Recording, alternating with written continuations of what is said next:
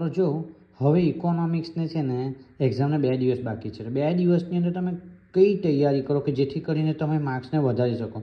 જો મારી પાસે 2024નું એક પેપર છે એસએસએસનું અને બીજું એક પેપર એસવીએસનું છે અને 2024નું પણ બોર્ડનું પેપર છે.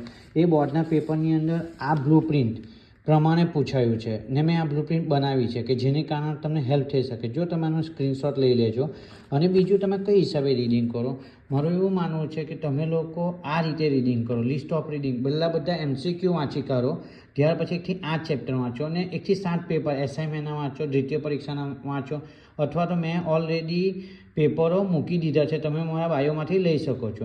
હવે તમે લોકો જો મેં કેવું કહું છું કે 1 થી 8 જ ચેપ્ટર તમે લોકો જોશો ને તો જો આની અંદર જો 1 થી 8 ચેપ્ટરની અંદર તમે જોશો ને આ જો 2024 છે ને તેનું ગુજરાત બોર્ડે બહાર પાડેલું છે. તો તેની અંદર તમે જો કેટલા માર્કનું માર્જિન, ટોટલી 91 માર્ક્સનું પૂછાશે ઓપ્શન સાથે. એટલે તમે ટોટલી 1 થી 8 ચેપ્ટર પણ કરશો ને તો 91 માર્કનું કવર કરી શકશો. અને આ રીતે વાંચો, પહેલાં બધા ચેપ્ટરને એમસીક્યુ વાંચી કાઢો, 1 થી 8 ચેપ્ટર પરફેક્ટલી એમસીક્યુ ટૂંકા બધા વાંચી કાઢો અને 1 થી 7 પેપર વાંચી કાઢો જેથી કરીને તમે વધારે માર્ક્સ લાવી શકો.